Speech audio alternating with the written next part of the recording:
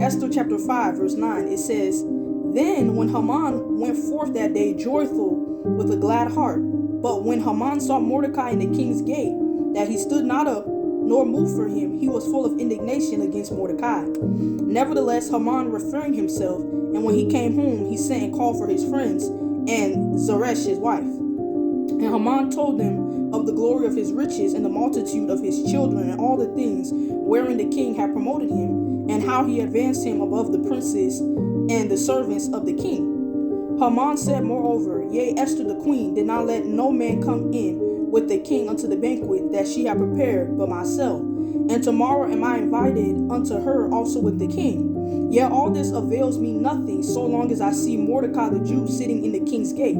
So he was jealous of the position that Mordecai had. So now he's getting ready to plot something. Then says Zeresh his wife and all his friends unto him, Let a gallows be made of 50 cubits high, and tomorrow speak you to the king that Mordecai may be hanged thereon. So they came up with this plan. They're saying, you don't like him so much, go and tell the king, let him be hung by these gallows. And we're going to see what happens in chapter 7 with these same gallows.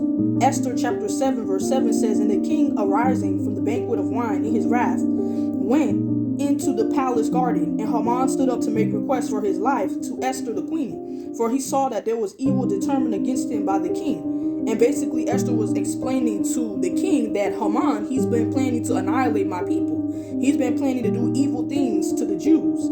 So now the king is furious at what Haman has been planning all of this time. Mind you, his plan was to destroy Mordecai and to destroy Mordecai's people. So he didn't just want to destroy one person. He wanted to destroy an entire nation of people. That's how deep that his hatred was. And so this is what it says. It says, Then the king returned out of the palace garden into the place of the banquet of wine, and Haman was fallen upon the bed wherein Esther was. Then said the king, Will he force the queen? So basically he's saying, will he rape her? Because that's what it appeared as. Even though he was really pleading with Esther to spare his life, because he knew he was about to get the death penalty.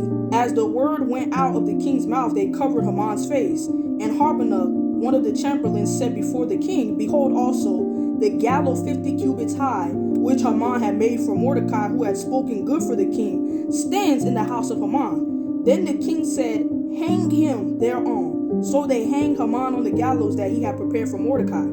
Then was the king's wrath pacified. You see this? He originally wanted an innocent man to be hung, but the same device that he wanted to use on his neighbor was the same device that ended up being used on him. This is why you have to be careful. If you decide to hand somebody a cup of poison, that same poison, just know that it's for you. If you're making a bed for someone else to lay on, just know you're going to lay on that same bed. If you're digging holes for people to fall in, just know you're going to fall into that same pit. There is a judgment for the things that we do.